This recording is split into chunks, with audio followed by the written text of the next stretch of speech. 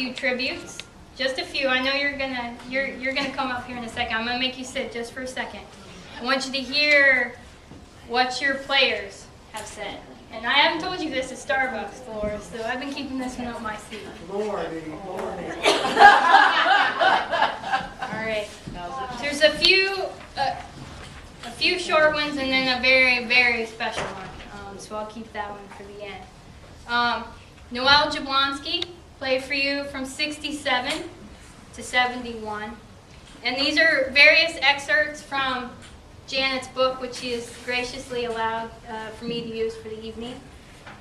Noelle says, I have many wonderful memories about the BG golf team. It was a great fun to pile 4 or 5 of us and all our gear into Ms. Black's big old car, drive across the Midwest, and to compete in Illinois and Indiana. We stayed in motels, ate in restaurants, and developed friendships with players from other schools. We had to manage our schoolwork and time, cooperate with one another, and encourage each other. The women's golf team had the opportunity to play in a national event in Minneapolis, and Mrs. Black found the funds from the College of Education so 2 of us could play in the tournament. We flew to Minnesota, and it was my first airplane trip. She also says about Dolores, our golf coach encouraged us, chauffeured us, and talked about behavior and dress. Her influence lasted well beyond college for me. Lindy Powers says, congratulations, Mrs. B, on this well-deserved honor. One of the reasons I chose BGSU back in 1972 was because there was a women's golf team and anyone could try out.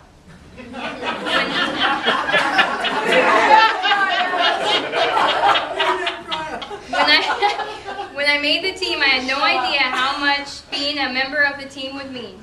I just wanted to share a memory of the time freshman year that we were on our way back from a trip. I think we had driven about 7 hours and were passing Toledo, and I mentioned I had never been to downtown Toledo. You pulled us off the exit and took us on a half-hour tour, much to the displeasure of the upperclassmen.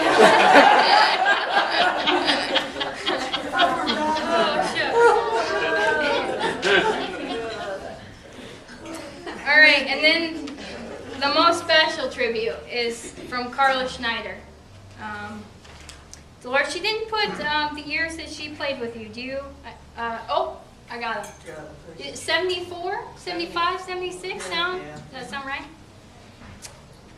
My tribute to Dolores Black. Good evening, BGSU alums, coaches, faculties, and players. When I realized I was unable to attend tonight's celebration, I volunteered to share a brief tribute to my former golf coach at BGSU, Dolores Bucky Black. You didn't share your nickname with me, Dolores. Interesting how that comes out now. Yeah. This course of action immediately brought back a flood of fond memories. One remembrance prompting thoughts of other adventures we had experienced during the 1974 to 77 golf seasons. Words like camaraderie, competition, exploration, laughter, and fun surfaced, followed by visuals of our Falcon golfers in action. Spring and fall golf seasons, more often than not, were rampant with cold, damp rain, and yes, snowy weather. Remember, these were the days prior to spring trips to Arizona, Florida, and other warm weather golf destinations. We were more likely to drive to West Virginia, OSU, CMU, and Michigan State, at the time the Michigan Mecca of golf led by Bruce and Mary Fossum. We were fortunate to have 60 to 70 degree weather in Michigan in June at the 1977 AIAW National Tournament, an early opportunity to watch Beth Daniel and Nancy Lopez go head to head. Beth's victory brought out a pout from Nancy that TV viewers seldom saw in later years. Visions of orange V-neck sweaters with brown lettering donated by Val's, we called her Valleywood, his parents, and white golf bags, not sure if they were leather or vinyl. Do you remember the leather or vinyl? Yeah.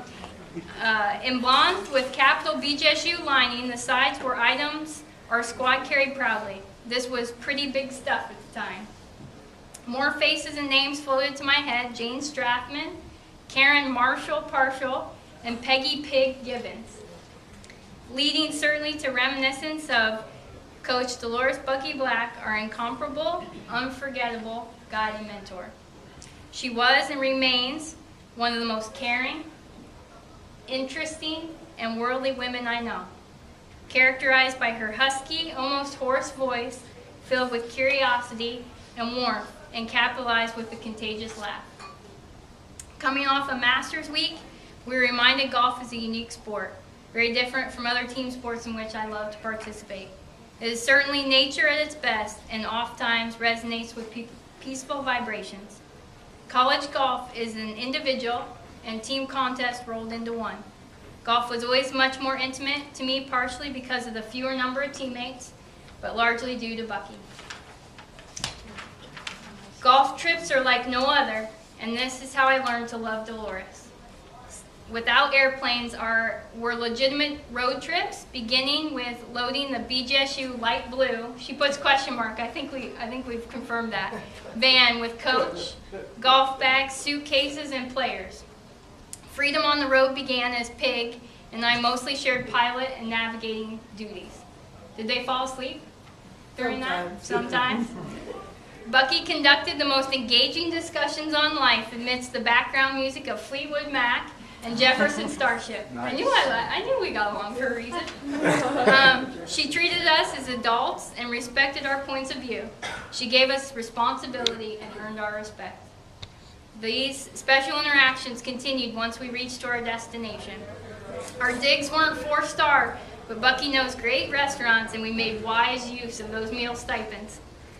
Competition days left untapped talent on the course, and we cringe a bit when Bucky laughed, saying, "Go out and watch the good golfers."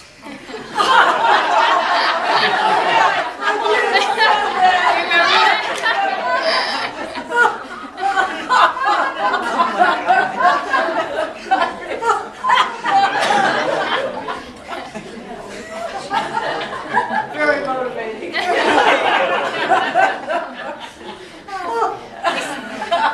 We somehow surprised her when we did play well.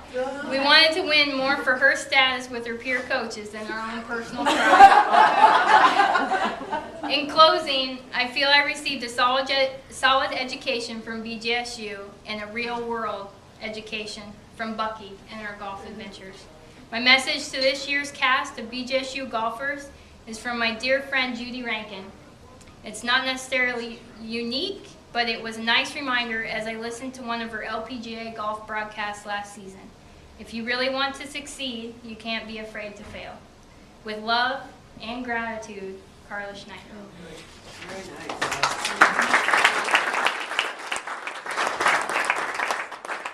So once again, Dolores, it was my pleasure to meet you. It's my pleasure to have forged a friendship with you over the years. And congratulations, and well-deserved. We are naming the Falcon Invitational from this point forward as the Dolores Black Falcon Invitational.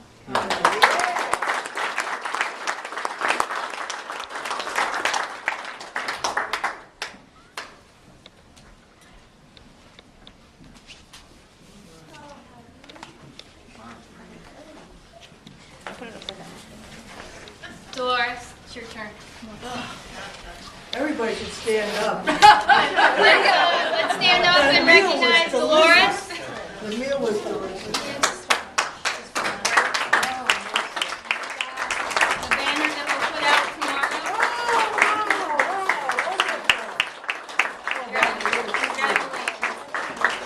Oh, thank you, thank you, thank you. Not yet. Very good. Oh, wonderful. One more. Oh, one more. Thank you. Your spotlight. Hollywood, here we come. In the big old blue car? Yeah, the big old blue car. All right. Oh, that's wonderful. Okay. Thank you. Yep. And we're going to give you the May- podium. There's no well, mic, but I think you can do I it. think I can do I it. think you can do it. I'm not speaking a long time, but my eyes are bad, so I write big, right? And I'm amazed. The gentleman that came up to honor Stephanie, you've got one hell of a little gal here. And I'm going to support her as much as I can, because she's the first person that ever recognized that we did have coaches back in the prehistoric days. So I did make some notes, and I hope I can entertain you just a little bit. But I look at my tenure with the golf teams that I had, and I think these are the things that I really had these, it was adventures. Most of this was an adventure for me, and with all the different personalities I had, and I really got to know them, and I really adored them. And I tried to stay in contact. But the adventures were always in friendship. I believe in friendship. And I believe that the golfers should get along with each other. I don't care what you do, but we talk and communicate. The other one is travel. I had a lot of ventures in travel. And also I did learn and venture in my own learning, and I learned from them. And lastly, I learned about weather. I really didn't pay too much attention about weather, but once you're a golf coach, by gosh, just today you had a little bit of everything. We had wind, rain, and a little bit of sunshine. Tomorrow, no rain, a little wind, so it'll be pretty good for you, so don't worry. And in this Pontiac Bonneville is what they were talking about. And sometimes I had a neighbor who was much older than I, and he just bought a brand new station wagon. And of course he had to put miles on him. So I said, Mr. Ayer, could I borrow that? So we had that twice. We got to be in a station wagon, but we packed my Bonneville, and it was hitting the road all the time on it. And we went to these states. We traveled to Michigan, Ohio, Illinois, Indiana, Kentucky, West Virginia. And most of our invitationals were with 4 or 5 members, so we took as many as we could. And sometimes the invitationals just had one person representative, like Bonnie Lauer, who won most of the honors from, she was from U of M. And then also along with that, the men always had the bands. And finally, I thought, by gosh, why can't we have a band? So I went to transportation, and Don Coppas, who was there, said, I don't see why you couldn't have a band. And so we did get bands, and that was very nice. And sometimes, of course, everybody slept in the van, and I drove, or somebody else drove for me, because when we're going a long way, like to Lake Barkley in Kentucky, that's a heck of a long ride to get down there. Also, I look back at my career here and with our golfers, and our golfers met a lot of different people, and which was really nice. And just to what comes to mind, I jotted some down. At Ohio State, we met Rosie James, who was the LPGA pro. She was on the tour, plus Sue Cook, who was the coach, and then there was a man, I forget his name. At Michigan State, we had Mary Fossum, who is still there, I think, helping with the golf team. But along with that, we had Sue Ertl, who is an LPGA pro, and we had Carol Peterson, who I called. She's at La Flamingo down in Las Vegas, and she's the LPGA pro down there. And not only that, we had one from Hawaii, Monona. Remember Yeah. Monona?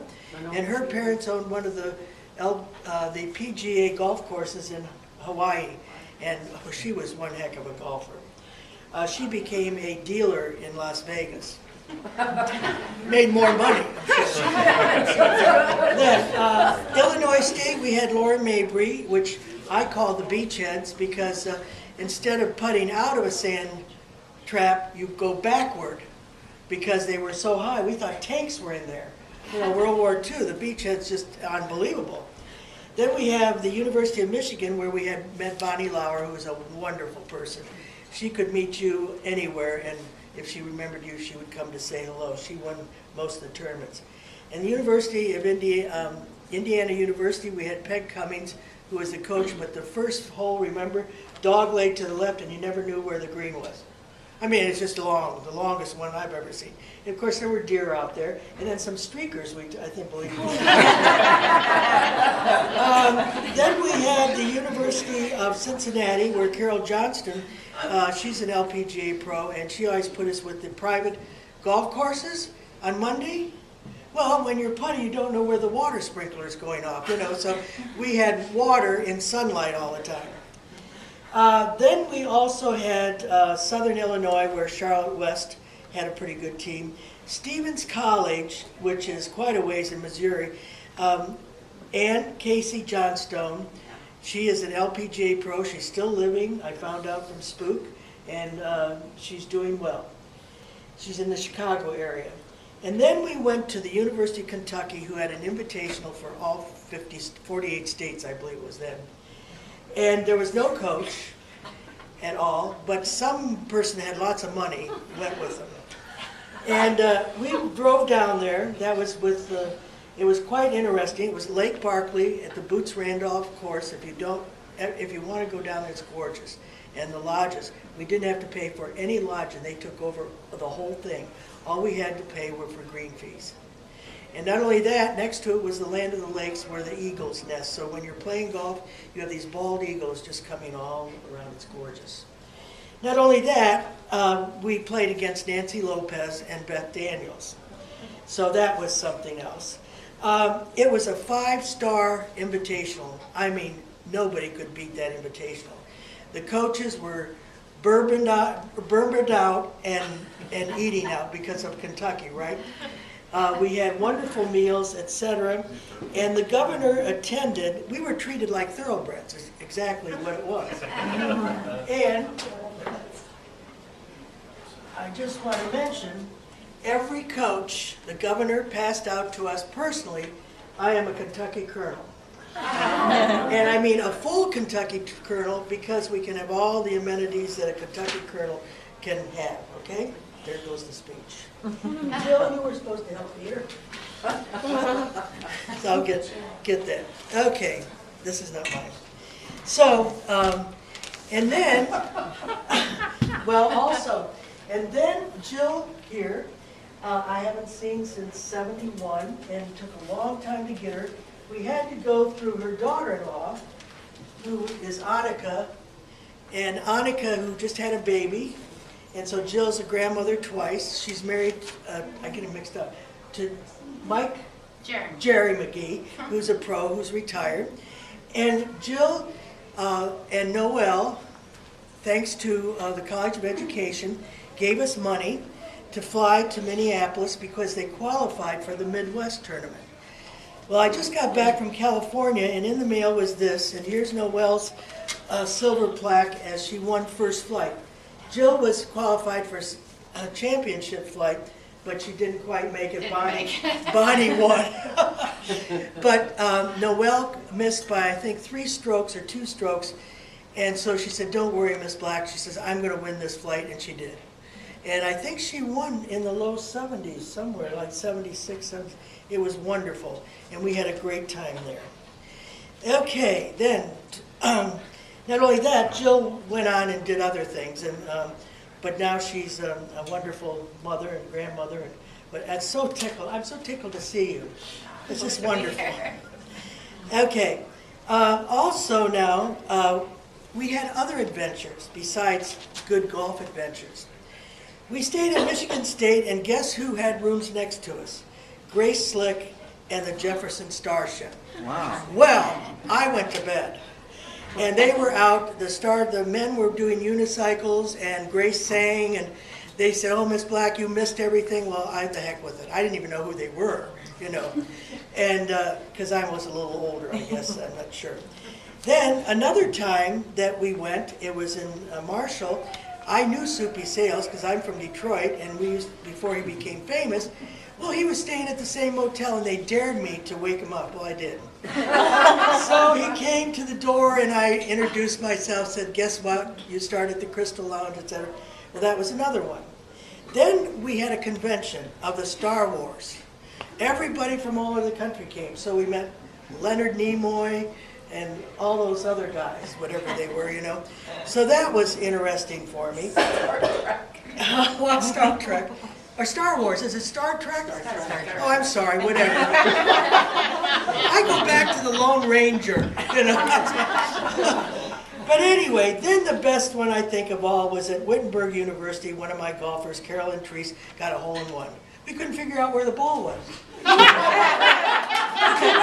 It was on a hill, and it was about 185 yards, right? Yes. Something like that, Lynn? Yeah. And we're all looking for the ball. Well, there it was, right in the hole.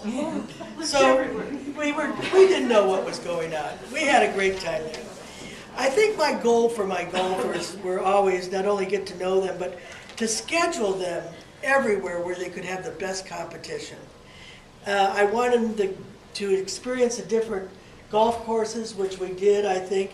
And we really played mostly Division I teams because it was Ohio State, it was Michigan State, because other schools didn't have the teams on it. And it was quite interesting. Now, this is really funny. Stephanie asked me how I recruited the golfers. Lynn, how? How did I recruit them? Just she'd ask if you were taking a class. She'd ask if anyone played golf, or if you knew anyone, or you had a cousin, or a so if somebody said, I know somebody plays golf, I said, okay, well, she shoots 100, I'll have her come anyway. So, and then she asked a little bit about, our golfers had to have extra money because they had to pay for some of the things, their own golf balls and things like that. But guess what? I think it was Mary Jo Vaccarelli in Central Michigan. To get shag balls and to get good golf balls, well, most of those courses had, little creeks and rivers and stuff. Well, we went into the pro shop. You stay right there. You're going to have to stand up, sweetie. Well, we found the best ball retriever in the world. Now, this one, not only that, when my golfers were not golfing, the other team said, we'll sit and get the balls if you give us half of them. I said, okay.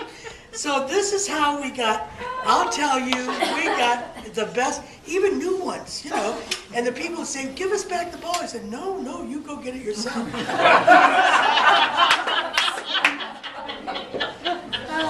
So that was the best thing, and I bought it. I think that cost $10 or something then. That goes way back. So we had a good time with that. And I just want to say, let's see if I got, if I get it out here. I'll get some of this. Okay, I just want to say thank you, particularly to my golfers. Those that couldn't come, I'll write to them or I'll do something, but I'm just so proud of even the two that came.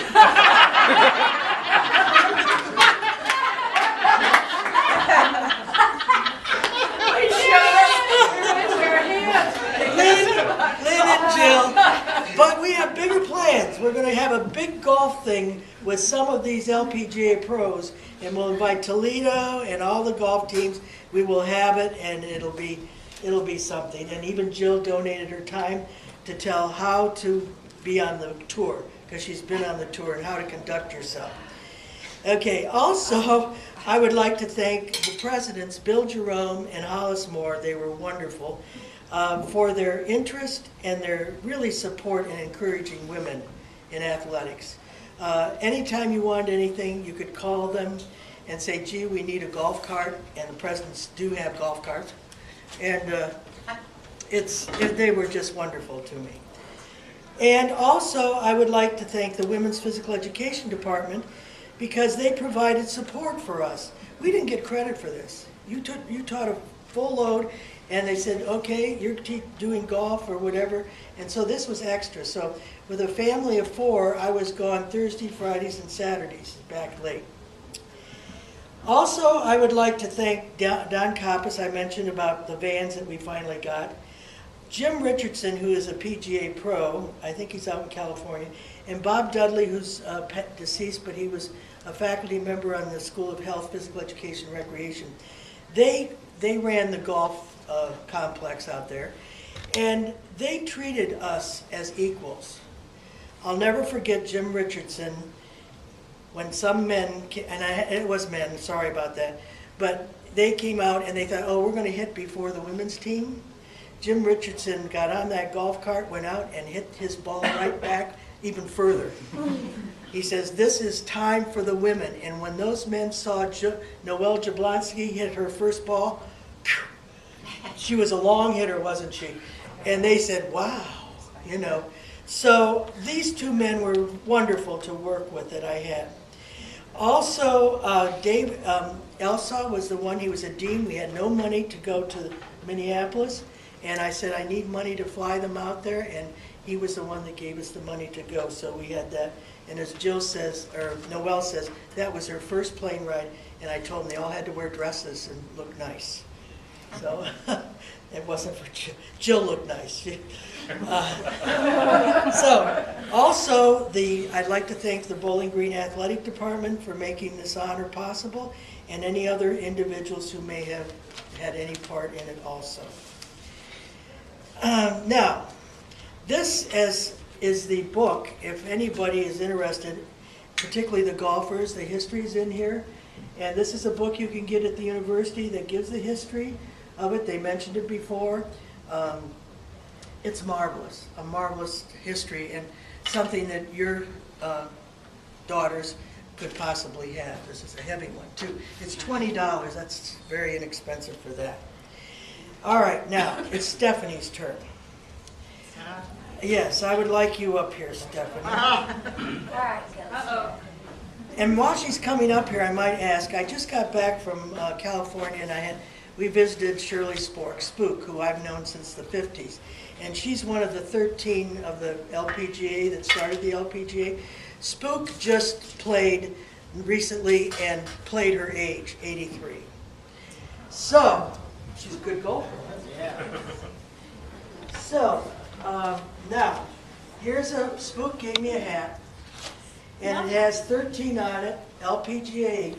I called her to get another one for Noelle, but this is the last one she had, so I've got to find one for Noelle, but this is her hat. Thank you, Dolores. And along with that, With all you got in that bag. okay, along with that, it's to Stephanie. Your encouragements help those, I can't read her writing, around. Best of all, this is to you from Spook. Thank you. And I've got some for your team if they want some. Excellent. And let's see, I will help you. You can rely on me anytime you need it. Just to mention, Spork, on the little card back here, if you read it, she really has been instrumental in women's golf.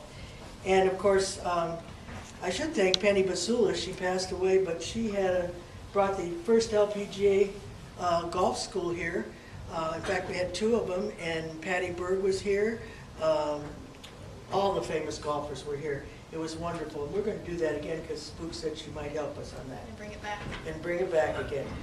So I just want to thank you, my dear. And I also would like to present you with something here for the golf team. Thank you, Dolores. And I really appreciate it. And good luck Sunday. It's not going to rain, do anything. And it makes me want to be young again, get back in that old car again. But I really appreciate my golfers. I just love them all. Okay?